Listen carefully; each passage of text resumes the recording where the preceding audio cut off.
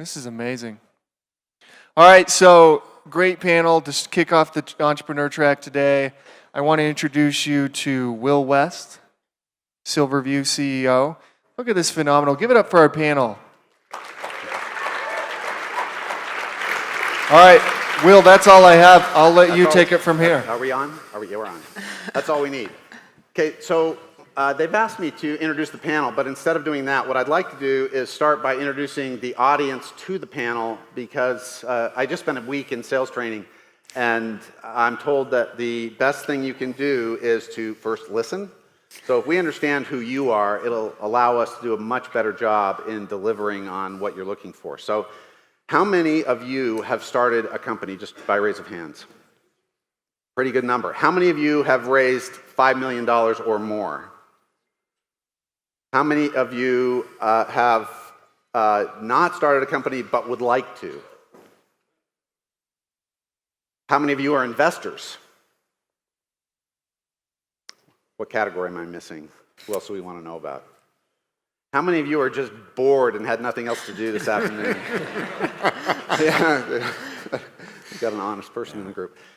All right, so I'm going to ask each of the panel members to give you a quick introduction on themselves, and then we're going to try and give you some insights into the real-life world of trying to start a company. So we'll start with George, and then go down the row, and then we'll start with questions. Absolutely. Thank you for the introduction. I am completely out of my league here. Please. But my name is George Matus. I'm originally from Salt Lake City. I'm 19 years old. Just graduated high school last year, and I'm the founder and CEO of Teal Drones.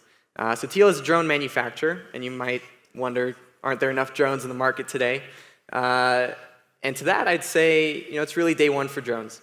In the consumer and commercial space, all drones are really single use case devices. They're built as one-dimensional machines. And in the consumer space, they're primarily just flying cameras. And so the idea with Teal was to build more of a universal platform, a drone that you could call the smartphone of drones. It's currently the fastest production drone in the world, and it's also the first drone with an actual computing platform on board, a supercomputer that gives it amazing capabilities with machine learning and image recognition. It gives us the ability to build an app store around the drone and build this platform of applications and really expand the capabilities of drones. I'm totally out of my league. Yeah. Me too. There's a sign-up list by the door. All right, Rachel, top that. Oh, I can't at all. Well, first of all, thanks to Tom and the University Venture Fund for having us, and completely out of my league. I will never follow George again. But I'm Rachel Hofstetter. I'm the Chief Marketing Officer at Chatbooks, which lets you make super easy $8 photo books. And when I was George's age, I started off my professional career in New York City as a magazine editor at places like the Oprah magazine. And I would write a lot about entrepreneurs and ended up writing a book called Cooking Up a Business that was a bestseller published by Penguin Random House. And that made me get the entrepreneurial itch myself. So I co-founded Guesterly, which lets you make super easy directories. And in 2015, Chatbooks acquired Guesterly, and here we are. By the way, when I was George's age, I had heard of a computer, but I have the typewriter in my office that I used in college. Tom Stockham. I've had the privilege of being part of several companies over time, a company called Sonic Innovations, City Search, Ticketmaster, Ancestry. Right now working on a company called Experticity. And the best way to understand the why of Experticity is a few years ago, I was up on the Wasatch Crest Trail on a bike ride with my brother. Who's been on the Wasatch Crest Trail? If you have not, you must. It's a bucket list thing, this incredible place we live. And what occurred to me was he had the energy and everything to get 10 people on a weekday afternoon up on the Crest Trail. 9 out of the 10 people were on Santa Cruz bicycles. And it was because of him that we were all there, and yet he had no credit for this role he had played in catalyzing us to all go do that, no love for the fact that he'd sold all these Santa Cruz bikes, and Santa Cruz had no idea he existed. So solve that. And so Experticity's mission is to recognize, empower, and reward all of the people who are trusted for their advice and inspiration. Tom, I'll just mention, he comes from technology industry royalty. His dad invented the CD. So I think you have like the first CD player. The first digital recording device. Yeah, okay, there you go. What's that? Yeah. You know, it's kind of tricky to have George on a panel where we're supposed to be asking questions about your experience, right? Because, you know, I think he's 13. Yeah. He just graduated. So we're going to start with a very simple question, and the question is, how did you get started? I would love it if there are audience questions. I have a long list of questions. How'd you screw up? How do you go about raising money? You know, is there really such a thing as smart money? You know, there's all kinds of questions we can have both education and fun with, but there's nothing like hearing from you guys if you have questions for this really excellent panel. Okay, we're going to start with how did you get started, and then I'll give you a chance to ask questions if you got them. George? Yeah, sounds great. So ever since I was a little boy, I was obsessed with flying. So my mom was a flight attendant before I was born in Europe, and you know, every summer we'd go visit family in Slovakia. On the way, my mom still had friends that were part of the airline, and they let me go into the cockpit and be able to speak to the pilots. And sort of ever since then, I was obsessed with flying and wanted to, you know, explore that area. And so when I was about 10, I'd go to Toys R Us and get some Air Hogs toys. It didn't really work. I'd take them to the field behind my house and crash 3 them. years ago, we're talking about. No, but you know, when I was about 10, I found out that there's this whole professional hobby revolving around fixed-wing aircraft and single-rotor helicopters, and immediately just fell in love with that and developed this really deep passion for flying. When I was 12, I became a test pilot for a drone company that started sending me a lot of their hardware and software before it launched, so I was able to learn more about the technology. And then after that, I started building some of my own platforms, scratch building some quadcopters, one that could fly up to 2 hours and pick up to 30 pounds of payload, thrust vectoring multi-rotor that could fly over 100 miles an hour. And I also built this little quadcopter with an Intel Edison chip on it, a computing platform. George is not going to go first anymore. Just in case. Sorry, long story, but essentially I wanted to see what would be possible if you put a computing platform on a drone. And at about the same time, I had about 4 years of being in the hobby and flying planes, helicopters, drones, and I built this wish list of everything that I would want in a drone if I were ever to build my own. And before that, I was also, you know, an aspiring entrepreneur. I did lemonade stands, hot chocolate stands, magic shows. I babysat. You know, was trying to find creative ways to. Yeah, you're speaking my language. To make a little bit of money. Absolutely, absolutely. And so when I had that aha moment for Teal, and also, you know, had a desire to be able to make a little bit of money doing what I love, had the idea for Teal. So that was about 2.5 years ago. Was able to raise a pre-seed round of funding, which was $150,000 to get started. Start working with engineers and you know, working through a proof of concept. And just after that, I received the Thiel Fellowship, became part of that program, which also helped the company grow and get kickstarted. And then in August 2015, Ben Lambert sent me an email from Pelion Venture Partners, which ultimately kickstarted the acceleration of our company and led to our first seed round of funding, which is $2.8 million in December 2015. Just recently raised our last round of funding, which is $3 million. So in total, raised just over $6 million in venture capital. We've got 16 people internally now in the company, and we're planning on shipping our first product in May. That's awesome. I don't know. You've got Pelion and NEA and Highland, is that right? Right, so here in Salt Lake, we've got Pelion Venture Partners as well as Kickstart Seed Fund. Our original angel investor, Mark Harris, was who helped us with that pre-seed round of funding to get us started. And then we've got NEA and Highland Capital in the Bay Area. Yeah, so to be able to work with those companies almost before you can get a driver's license. Oh, my mom and dad were driving me to meetings everywhere, but I was kidding. had braces. It was awesome. Yeah. This doesn't really happen. So, you know. Sure it does. All right. Well, like George, I think mine kind of started from scratching my own itch. And I'll briefly go through that story and then say what I learned from it. When my husband and I got married, we had people coming in from all across the country. We really wanted them to get to know each other. We thought they were kind of awesome. We're like, let's show them off a little bit. So we just completely copied our college Facebook, which was a physical Facebook you got before Mark Zuckerberg took the name and turned it into the company we all know. So we made this little directory. It wasn't a big deal. We made it in Microsoft Word. It was really ugly, but we sent it out to everybody, and it was a hit. And we thought that was it. We're like, great, that was fun. We did something cool for our own wedding. Hooray! But what happened is friends started saying, hey, can you help us do that for our wedding or our event?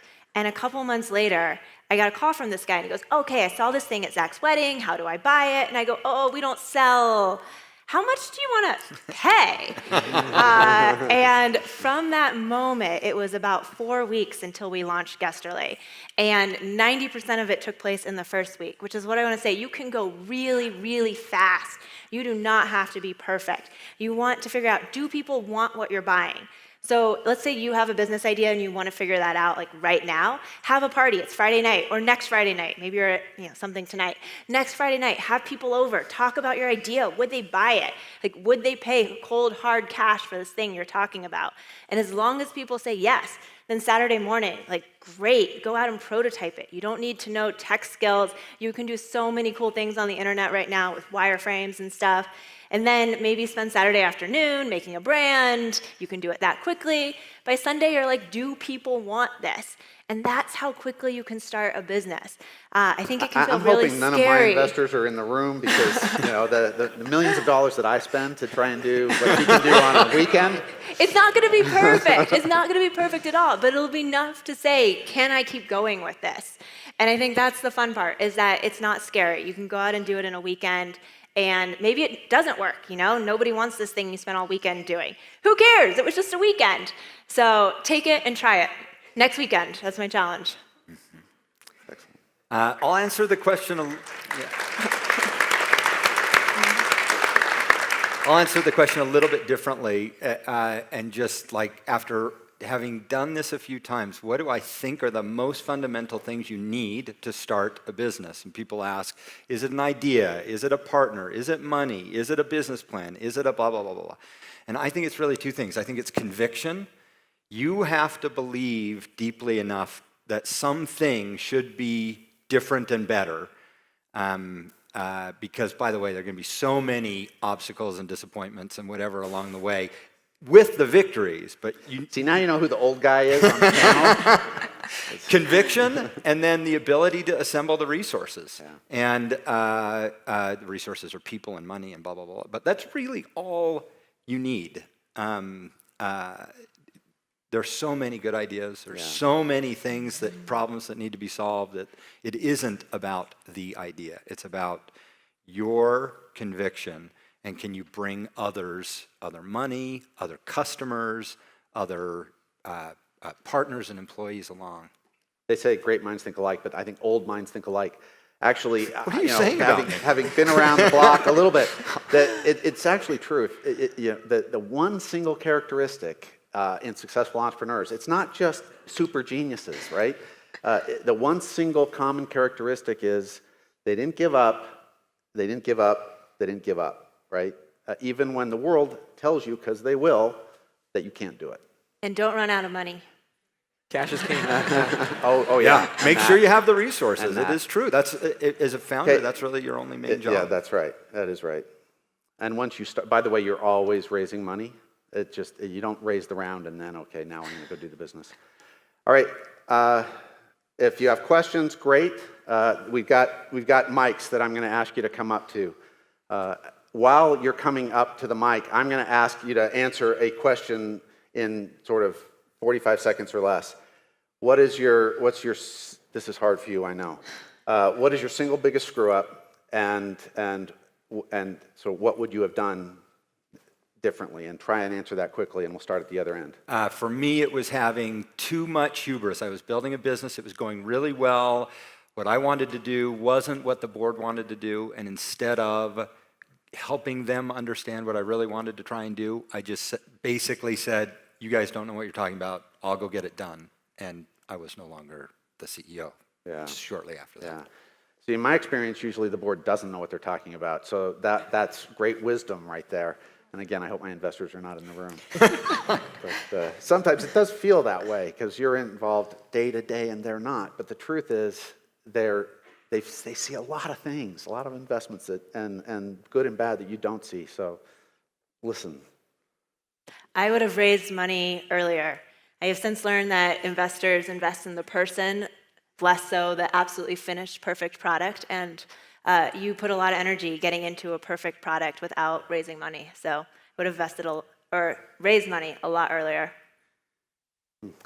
Well, like you mentioned, I'm still on my way, and I'm sure I still will make many mistakes. But I haven't made any mistakes yet, but I'm sure that no, someday I well, will. I think the biggest thing for me, having a really big lack of experience in building a company is that it was difficult to manage my expectations at the beginning. I thought that things could happen quickly and they would, cost a certain amount of money, but things always take longer than you imagine and they always cost more than you think. And so, being a relentless optimist, that was a little difficult at the beginning, but I think I've learned to better manage my expectations a bit. Yeah, that's great. That's wisdom at a young age. The one thing I tell my investors about my financial model is the only thing I know for sure about it is it's wrong. Go ahead. I'm Tony Benjamin from The Grange. Rachel, I just want to say that the ad that you guys run, what starts with the lady in the bathtub, is hilarious. Isn't it outstanding? I bet I alone have shared that same video like 20 times on Facebook. It's If you have awesome. not I'm seen that, so by the glad way, to you hear. need to go see that. So I was Look that up. wondering if you could kind of talk to us about the background of that, the impetus behind it, how it came to be, who you worked with, and any of those things. Yes, definitely. Thank you so much. You can find this ad on Facebook, on the Chatbook's Facebook. Features a mom going through her daily life, telling it how it really is. And we worked on the ad with a team in Provo called the Harmon Brothers. They are amazing. They've also done videos like Squatty Potty and Poopery. And really I know, right? We were the first non-toilet one they've done. So big risk. There is a toilet joke in it. Watch it and you will see it. Wait for it. But it was a really great process working through that with them. You actually go away for 2 days and work with writers and keep revising the script. But their big thing is that they tell a fun story while they're selling. When you see the video, you'll notice, I think I've gone through it. It's 3 funny things, 1 selling thing. 3 funny things, 1 selling thing.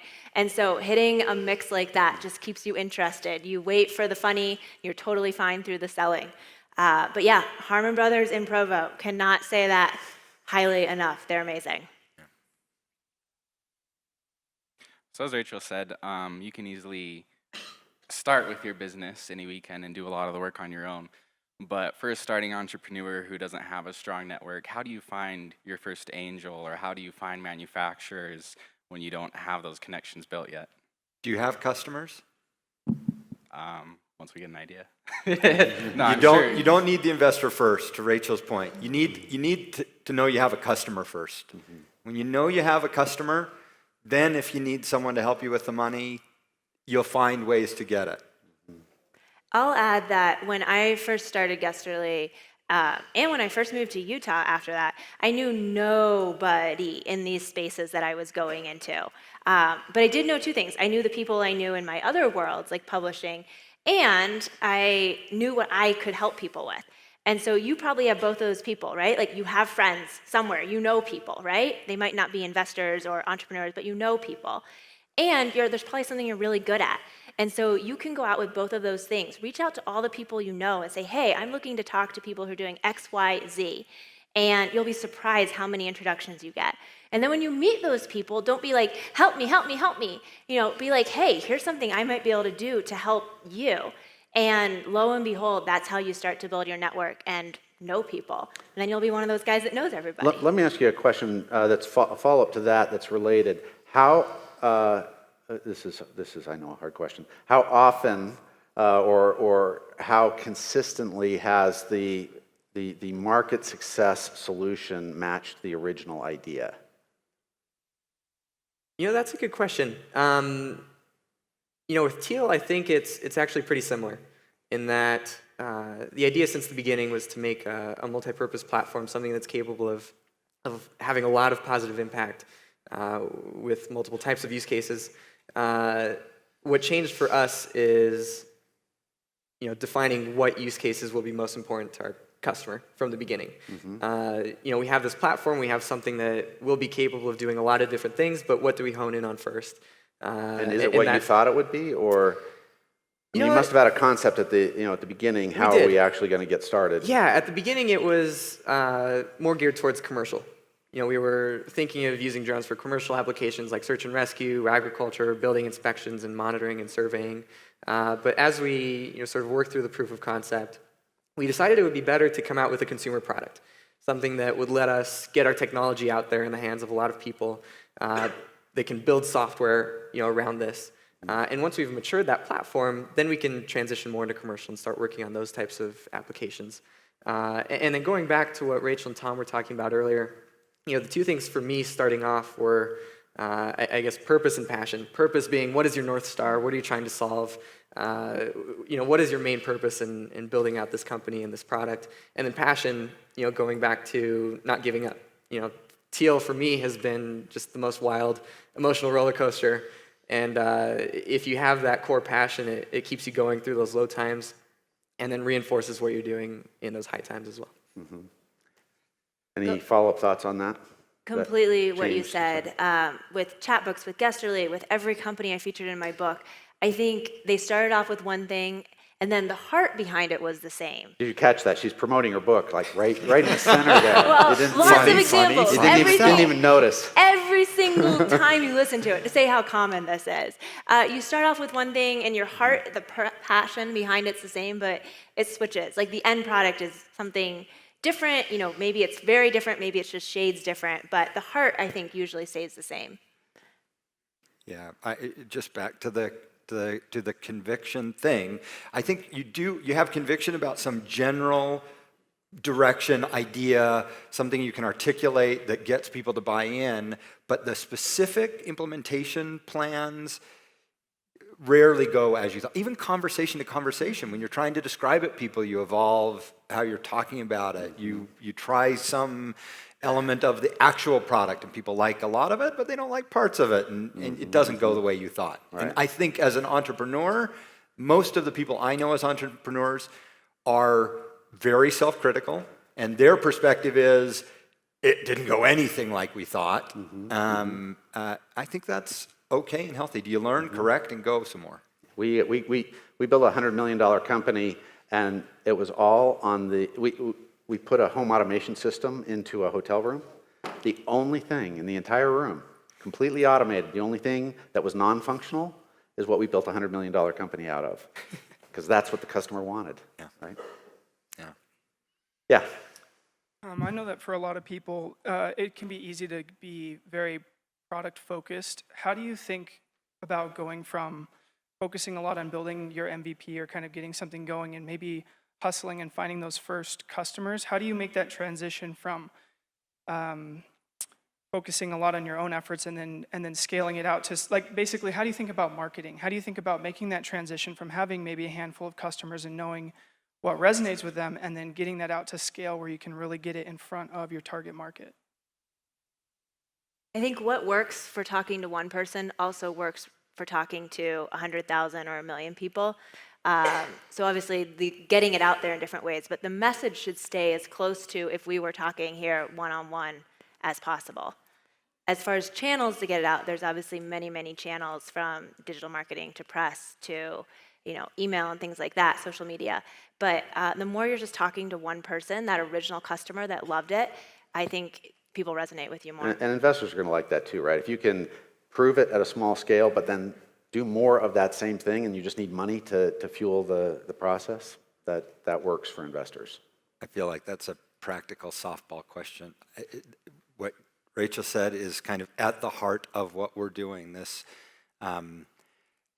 genuinely thinking about how you talk with one person. Who is it that you trust for advice, recommendation, inspiration about a thing to buy? And then think about how you could go do that at scale. Stop thinking, I think way too much of the world thinks about how do you buy the maximum number of impressions, or things like that. It's rarely about that. It's about what works in the conversation, what works in the interaction, and then how can you go do that at scale? Yeah, absolutely agree with Tom and Rachel. And for me, it wasn't that different, but being in the hobby and being intertwined in that and being close to the community, being able to talk with different influencers in that space and with different companies and seeing where the market is going, I think is what helped me. So one of the things that a lot of us know about business is that it's, whereas in real estate it's location, location, location, in starting a company, in entrepreneurship, venture capital, management. So how do you go about building the right team? And I'm interested, it's going to be very different for each of you. I would hire people that I've worked with before or use that network. How did you go about building a team when you're literally coming out of high school or still in high school when you were starting? Right, so it was a process and a really steep learning curve. Starting out, my dad was also an entrepreneur and had a lot of good advice and helped me out. What really got things started as well was when Mark Harris, our first angel investor, kickstarted the company. He had a lot of great advice. And essentially, when Palion approached us, and once we wrapped up that first seed round, we have two directors on our board from Palion, Ben Lambert and Ben Dahl. Ben Lambert was essentially my right-hand man and going to trips with me, helping me out with negotiations and whatnot. Essentially it was just me and a few people around me for about a year and a half. And then in March 2016 is when we brought on our COO, then a couple engineers, and now have 16 people internally. Yeah, it's awesome. And I love to hear those stories where investors are rolling up their sleeves and really helping to grow the company. You all have local money in your companies, right? Mm-hmm. Yep. Most of the money isn't local, right? In the world, you got to get on a plane, fly an hour and 40 minutes, and spend time on Sand Hill Road for most of the money that's out there. But it's really helpful to have a local investor, isn't it? We've loved having local investors. Yeah, I would like you to touch on the management. How do you build that team question as well? Well, it's definitely casting a vision and sharing that vision. Nate Quigley, who's the CEO of Chatbooks, has an amazing vision, and we get to share that as we go forth with people. But I think another fun thing is that if you join a startup, whether that is 5 people or 100 people, you get to do so many cool things, right? The reins are yours to take. And so I've loved going into places where people have more traditional jobs, more corporate jobs or things where there are layers and processes and you do X, Y, Z and X, Y box, and saying, well, you can do anything you want here. And if you can get people excited about that, I think they're going to be a great fit at your startup. But it gives you a real advantage in hiring because this is a marvelous thing that they can't do. It's not money, it's the freedom to go build something really cool. I think it's about how clear can you be in your own mind about the skills and complement and challenges that you're going to have pretty far out in the future, not ridiculously far, but by a year from now, who could you be learning from? Who could you be challenged by? Who has the expertise to tell you what you're going to be doing in a year in a way that you really have conviction about? And as you start to hire those people at any level, I'm not just saying the people who would work for you as the founder or CEO, like I think at every level, how clear can you be about what your goals, challenges, and things will be? And you start to identify people who, they're telling you what your challenges are going to be. Mm-hmm. And you start to really have this understanding of, yeah, that's a person I want to be working with on those things in a while. So I want to get to your questions, but I do want to come back to this management thing because at a high level, you're saying sort of really nice, logical things, but what can they do to get somebody, right? Really great, that's going to teach them. How do you go, and are they in Utah, right? What part of your team came from outside the state, and how hard was that, right? I keep that in the back of your mind because that's going to be next from me. But my name is Joel Ehorn. I'm the CEO of Sense, and my question is what made you guys decide to take an additional round of funding? Was it, the big hopes and dreams, or was it something that Besides payroll. besides payroll? Yeah, like how did you come to that decision whether to take it or not? Yeah, that's a good question. You know, businesses also always have the opportunity to either take in outside capital or have a crowdfunding campaign or bootstrap. But you know, for us, we realized to do what we want to do and to get into the market quickly, we had to raise outside capital to aggressively build a team and accelerate our efforts, move into production and manufacturing. It's what made sense. And you know, after our first round with Mark and then our first round with Pelion and the rest of the syndicate, you know, we realized how valuable that could be. And you know, moving forward, it just felt like the right thing to do. For me, it's almost all, really, if you strip away everything, it actually is almost always payroll. People will and have said, here's some more money, please take some more of this while you're thinking about taking some money. And I've almost always said, thank you, I will. And I can imagine a scenario. I did have a moment in my life. That's why he's still here. So when you want to be here when you're his age, follow that Say advice. thank you, yes. But fundamentally, it's really always, you know, are you going to run out? Might you be jeopardizing this thing you're building, these great people, this team, these things, by not going and getting money today? You are responsible for the resources. Rachel period. pointed this out right at the beginning. You know, she said cash is, companies go out of business not because they're not profitable, but because There's no they cash run in the out bank, of cash. yeah. Let's come back to that management question. So have you brought people in from out of state? How hard was that? How much of a need have you felt to expand beyond the, you know, so I'll say this group, to get the advice that you're looking for? All right, I'll go first. We have not brought very many people in from out of state. You brought yourself in. I brought myself in from out of state. But there's a lot of amazing, amazing talent in Utah. I'll be the first to say, even looking around this room, I wish there was more female talent. I will look for that till the ends of the earth. But it's here also, right? It is here. And so I think making more opportunities for pipelines, hiring more people as interns, this is not something new. I am saying you've been hearing it all day, all 2 days long. But a lot of it is for me. You know, we make a very specific effort to hire interns. I make a very specific effort to hire female interns and to start to build up that Are you on talent the Women locally. Technology Council? The Sid? Tetro. Yeah, Yeah, Tetro. I don't know if you're involved in that.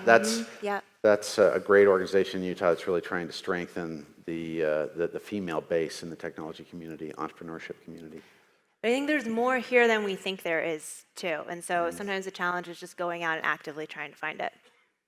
And is this like a group of high school friends that you put together, or have you actually gone out of state to build your team? You know, it's been interesting. We back when we launched in July, which is when we you know, pushed out our content and website and pre-orders, there were only 3 of us, and we were able to get some good PR and publicity. And just after that, you know, things started to accelerate really quickly. Where you know, we knew that we'd be slow to hire and make sure to bring on the best people that we could. And you know, we ended up with a pretty diverse team. Bob is here, who came out from Australia. Just been an incredible help to the team. Glenn, I see Ben here with our local machine learning partner, Ben and Ben. Just, you know, things have been growing really quickly, and you know, I think what really accelerated things was that launch back in July, when people started reaching out to us and people saw that there might be something here with this company and this vision. That sort of. What? 2 things. I'm so struck by the difference between 2001, coming here from LA to run Ancestry in 2001. This could never have happened. Literally, this could never have happened. It's just amazing, and hats off to Clint and to everyone who's demonstrated conviction to Silicon Slopes. Hats off to all of you for figuring out how to be here, to network, and to figure out what the opportunities are, and to get inspired and all that kind of stuff. It's an exciting, cool time to be in Utah, much much different than it was 15 or 16 years ago. Incredible. That's one thing. And the other thing I have to say is, the youngest company, do you need to bring someone in from out of state? No. But you get pretty soon to a point in a company where if you cannot attract someone to come here from the Bay Area, from New York, from Austin, from some place where there are a whole lot of other incredible opportunities and a whole lot of talent, if you can't convince them that this is interesting, you have to look yourself pretty hard in the mirror and worry that you may be kidding yourself about whether what you're building is really that interesting. I mean, we as Utahns, we get too insular. Part of what we love about being here is the lifestyle it creates, and that we can be here and that we can have more balance in our lives. But frankly, it's our responsibility, because we're here and we're a relatively small community, to get out and to see what's going on in a whole bunch of other places and to attract people here. That's why if you're not making some level of personal commitment to kind of grow this Silicon Slopes effort, you should be. How are you helping Utah look, feel better, grow more, so it's attractive to more people? What, 15, 16 years, can't remember how long ago it was. A lot has changed, but Utah Ventures was like the only game in town. They had just raised their sort of second fund to bring the total up to $10 million, and that was it. And now we have this landscape of some really pretty incredible and sophisticated investors. You can raise a lot of money here that serve as a foundation for as much as you're ever going to need coming from elsewhere. What was your darkest moment in your venture so far? Right? Have you had one of those? Gee, I don't know if this is going to work, and if not that, maybe your right-hand person thinks you should go a different direction. Something that caused you the greatest angst, and then if you'd also say if you think the sort of entrepreneurship game, everyone should try it, or no, it's not really for everybody. It's definitely not for everybody. You either have the conviction and the will, or you don't, and it's fine if you don't. Whatever, it's not for everybody. And darkest moment is when you get to those moments that you realize you've got to make decisions that affect people in a way that isn't really fair. It's not based on their lack of performance or things like that. It's whatever. That's tough. Yeah. I agree with you. Entrepreneurship isn't for everybody, and also not in every life stage, right? Like, it might be for you 20 years from now.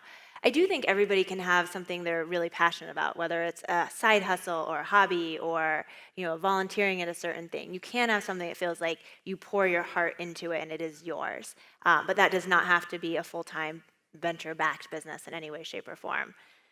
Hardest moments. So many. I think every entrepreneur will tell you they have laid on the carpet and cried and cried and cried and cried. But it happens with alarming You do that a lot, Tom. frequency. You lay down on the carpet. Totally, I was right? just having a conversation about this at lunchtime and stroking my mustache. Yeah, that doesn't exist anymore. But now that you know that it happens to everybody, it's not as scary. So it's just part of the game. Oh, absolutely. That's a good question. Entrepreneurship, like you two just mentioned, isn't for everybody, but if you are passionate about something and you do have that motivation and dedication, and you can apply yourself towards something, you should absolutely give it a go and shouldn't be worried too. Now, going back just to the previous question about... Dark moments. Or what's that? Dark moments. Well, yeah. Oh, you're going back further. No, sorry. So I'll go to that now. Being so early, we haven't had many dark moments, but have had a lot of struggles and times when you're not sure that things are going to work out or go through. Raising our first seed round of funding didn't happen in a couple days. It was a 6-month process. We had a few investors back out, and I think before we built our syndicate, I talked to maybe 15 to 20 investors in total that passed on the opportunity, but always gave me advice and referred me to some I other really people. do think it's extraordinary.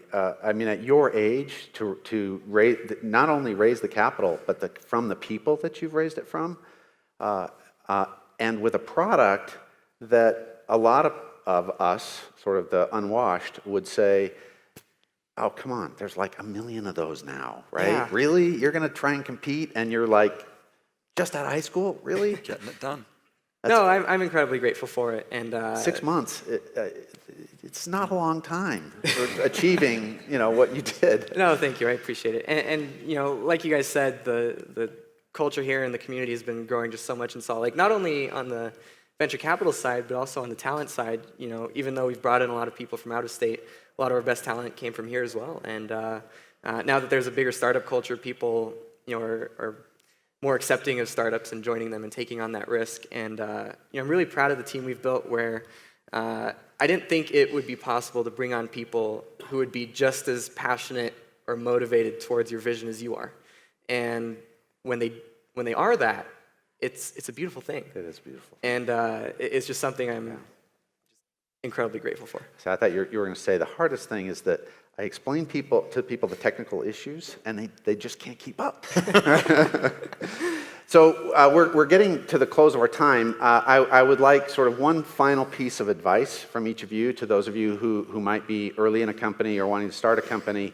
But before they provide that advice, I just want to say, listen closely. This is an extraordinary panel that has changed and will continue to change probably all of our lives. I mean, drones are going to be delivering our packages soon and really becoming part of all of us in our daily lives pretty soon.